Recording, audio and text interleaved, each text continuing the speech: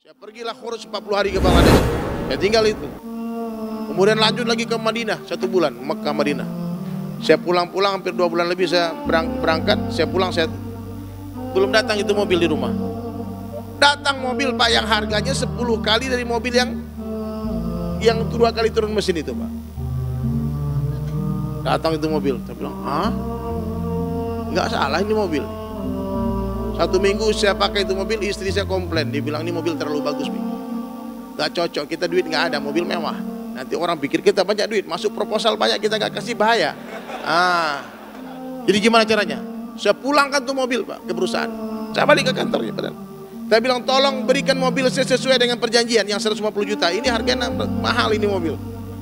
Saya sebut merek lah. Tapi itu mobil mewah banget Pak. Dia bilang pakailah itu mobil Ustaz. Pakailah mobil itu, niatnya itu dakwah. Baru saya pikir hadirin mulia, kenapa Allah berikan mobil yang begitu bagus, mewah ini? Oh mungkin balasan dari kejujuran jual mobil tadi. Ya, jual mobil bilang turun mesin yang lagi 15 juta harga itu Pak. Itu kan sebetulnya penghinaan Pak. Masa mobil 15 juta Pak? Tapi bagi saya nggak ada masalah, yang penting tidak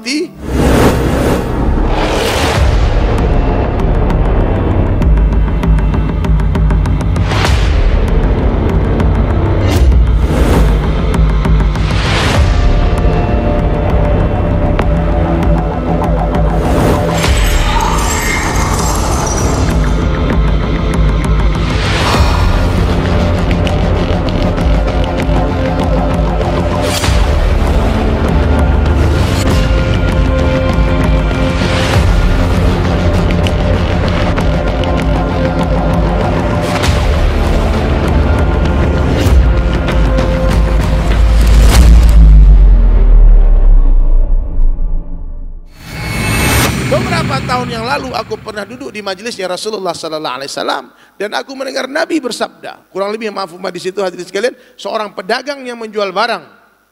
Lalu si pembeli mengembalikan barangnya, di return barangnya.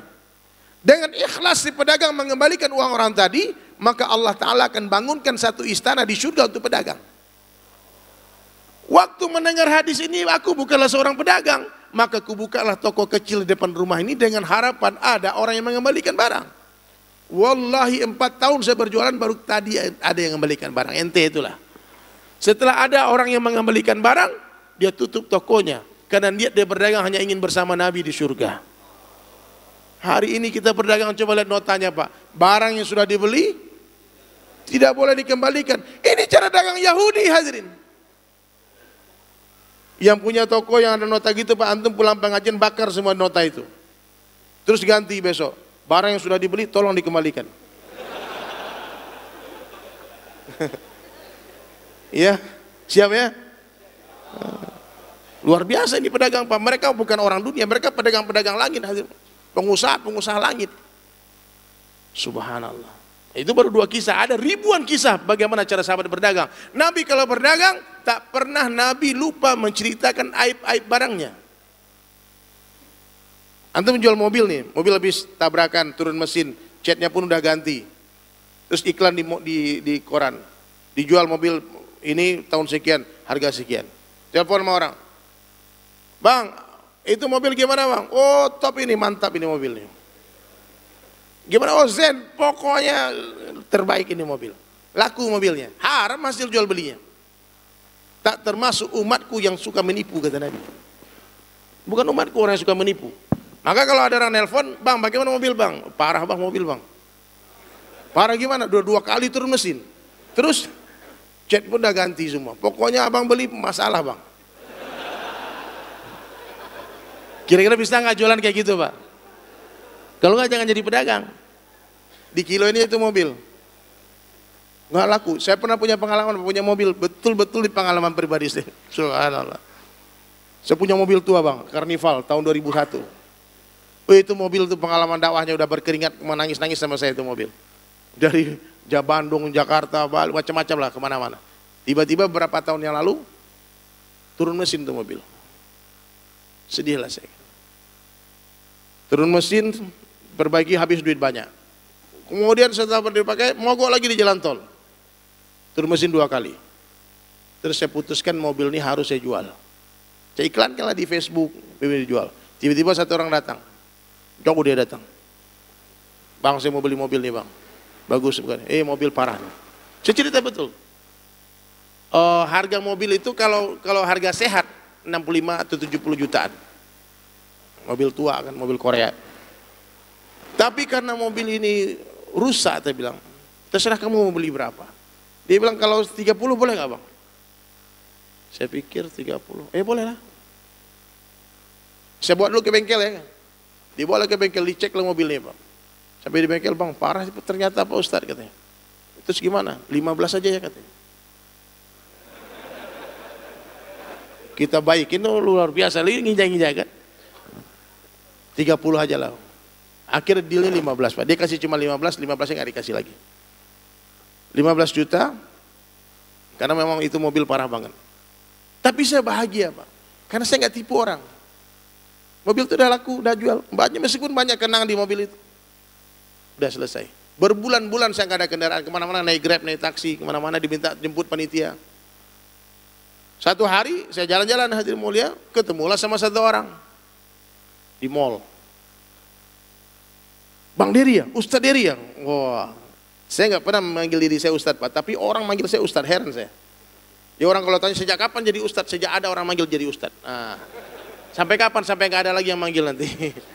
Ya udah, jadi nggak usah dipermasalahkan Pak, Ustadz dari mana itu Ustadz ini? Usah ribut. Iya Pak, Masya Allah. Kami ini punya produk Bang, Beda Madu.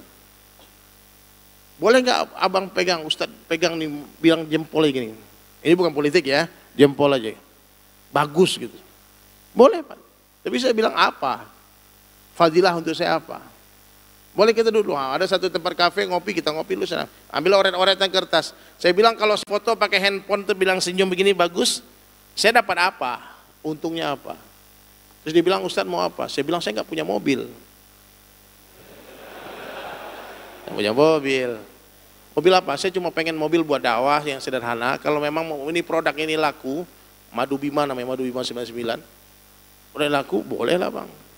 Top, ini madu asli, tapi jangan boleh tipu-tipu. Madu ini original, iya asli 100%. Saya nggak mau ikut campur masalah ada tipu-tipu di sini. Kalau madu bilang asli nggak asli kan, saya nggak ikut dosa loh ya, aman ya. Oke. Sudah hadirin mulia, udah tanda tangan. Saya minta mobil yang mirip-mirip mobil yang kejual kemarin itu. Saya mau mobil yang lebih besar lagi, Korea H1 memang, Hyundai H1. Oke. Harganya sekitar 150 jutaan. Tanda tangan. Saya pergilah khurus 40 hari ke Bangladesh Pak. Saya tinggal itu. Kemudian lanjut lagi ke Madinah 1 bulan, Mekah Madinah. Saya pulang-pulang hampir 2 bulan lebih saya berangkat, saya pulang, saya belum datang itu mobil di rumah. Saya telepon itu bos madu itu. Saya bilang, "Bos, gimana itu mobil? Kan kita udah kontrak." Tunggu dulu, ternyata barokah hadirin mulia, setelah ada foto saya di sana, Allah lipat gandakan penjualannya. Oh, rame jadi booming kan? Oh, di SAS banyak juga fansnya di daerah-daerah Pak. Dimasuk Facebook, iklannya di Instagram semuanya. Tunggu dulu Bang, kita sedang carikan mobil yang bagus buat Ustadz Dery. Mobil apa? Udah mobil apa aja yang sebenarnya, tunggu sebentar. Sampai hadirin mulia, saya udah nggak berharap lagi, mungkin nggak ada rezeki ini. Datang mobil Pak yang harganya 10 kali dari mobil yang 2 kali turun mesin itu Pak. Datang itu mobil, saya bilang, nggak salah ini mobil. 1 minggu saya pakai itu mobil, istri saya komplain, dia bilang ini mobil terlalu bagus Bi. Nggak cocok, kita duit nggak ada, mobil mewah. Nanti orang pikir kita banyak duit, masuk proposal banyak kita nggak kasih, bahaya. Itu Pak, kalau terlihat kaya tuh banyak sumbangan masuk Pak. Orang telepon tolong Ustadz lah itu. Jadi gimana caranya? Saya pulangkan tuh mobil Pak ke perusahaan. Saya balik ke kantornya. Saya bilang tolong berikan mobil sesuai dengan perjanjian yang 150 juta. Ini harganya mahal ini mobil. Saya sebut merek lah. Tapi ini mobil mewah banget Pak. Dia bilang pakailah itu mobil Ustaz. Pakailah mobil itu niatnya itu dakwah. Biar orang Islam ini keren juga gitu loh.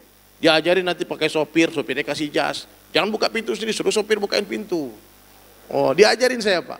Burung itu nggak terbang kecuali dengan satu warna. Oh. Jadi boleh kita pakai mobil mewah, niatnya dakwah Pak. Bukan untuk sombong-sombong. Biar Islam nggak dipermalukan, Nabi SAW itu punya unta merah, kendaraan termahal dan kebanggaan orang-orang Quraisy. Dan kendaraan Nabi yang termahal di Mekah. Ya, jadi jangan antum punya mobil mewah terus pikir sombong, bukan. Niat dakwah nggak apa-apa. Biar orang kafir nggak meremehkan orang Islam. Baru saya pikir hadirin mulia, kenapa Allah berikan mobil yang begitu bagus, mewah ini?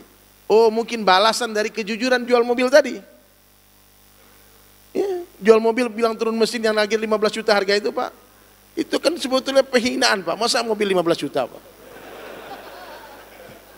Tapi bagi saya nggak ada masalah, yang penting tidak tipu. Tidak termasuk umatku orang yang suka menipu.